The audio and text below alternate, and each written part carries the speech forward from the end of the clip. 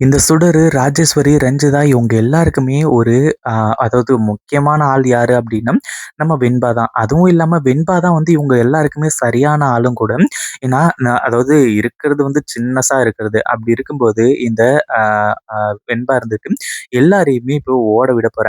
இதுக்கு முன்னாடி நம்ம மல்லி இங்க இருந்தாங்க. அதனால வெண்பா அந்த அளவுக்கு எந்த ஒரு பிரச்சனையிலும் தலையிட்டது கிடையாது. அதே மாதிரி இப்போ மல்லி எதுக்காக இந்த வீட்ட விட்டு போனாங்க? என்ன ஏது? அப்டின்றது எல்லாமே வெண்பா கேள்விப்பட்டதுக்கு அப்புறமா, வெண்பா உண்மையிலேயே வந்து ரொம்ப மனசு உடைஞ்சு போயிடுறாங்க. "எதுக்காக டாடா நீங்க வந்து மல்லி அம்மாவ அனுப்பிச்சீங்க? நீங்க என்னதான் இருந்தாலும் இங்கேயே வந்து இருக்க வச்சிருக்கணும்ல. மல்லி அம்மா அப்படி என்ன பெரிய தப்பு பண்ணிட்டாங்க? இங்க இருக்கக்கூடியது உண்மையிலேயே ரேணுமா தானா?" அப்படின்றத கன்ஃபார்ம் பண்றதுக்காக தான் இது எல்லாத்தையுமே பண்ணாங்க.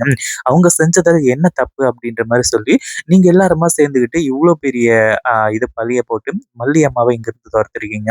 அப்படின்ற மாரி வந்து சொல்லி விஜய் கிட்ட கேட்டுட்டு இருக்காங்க.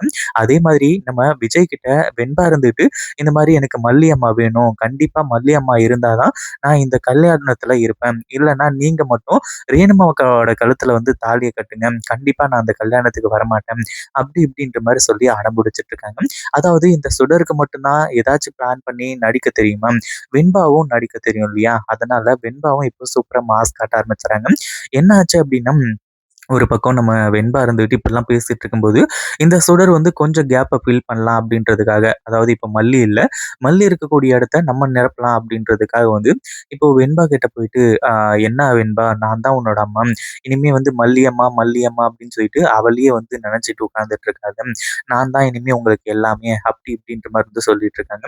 கடைசியா என்னாச்சு அப்படின்னா, வெண்பா இருந்துட்டு, நீங்க எனக்கு தேவையில்ல. என் மல்லி அம்மா தான் எனக்கு வேணும். அப்படி இப்படின்ற மாரி வந்து சொல்லும்போது, இந்த சூழல் இருந்துட்டு பயங்கர கோவத்தோட, "இங்க பாரு வெண்பா, நான் தான் உன்னோட அம்மா ரேணுகா. இனிமே யார் நெனச்சாலும் அத மாத்த முடியாது. அதே மாதிரி மல்லி இத்தன நாளா இருந்தாங்க. ஆனா இனிமே இங்க இருக்க மாட்டாங்க. அவங்க இங்க வரவும் மாட்டாங்க."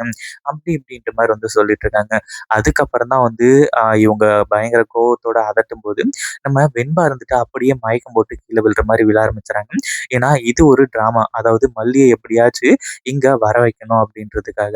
என்ன நாடகம் போட்டாலாச்சும் வந்து பார்த்தீங்கன்னா, நம்ம மல்லி அம்மாவ வந்து இங்க கூட்டிட்டு வந்துரணும். அப்படின்ற மாரி வந்து யோசிச்சு வெண்பா இது எல்லாத்தையுமே பண்ணிட்டு இருக்காங்க.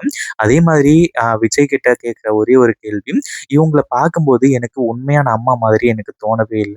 அதாவது எல்லாருமே சொல்றாங்க, இந்த மாரி அம்மா பக்கத்துல வந்தா கண்டிப்பா அந்த ஒரு உணர்வு இருக்கும் அப்படின்ற மாரி வந்து சொல்லி, ஆனா அந்த மாரி உணர்வு எதுவுமே இல்ல.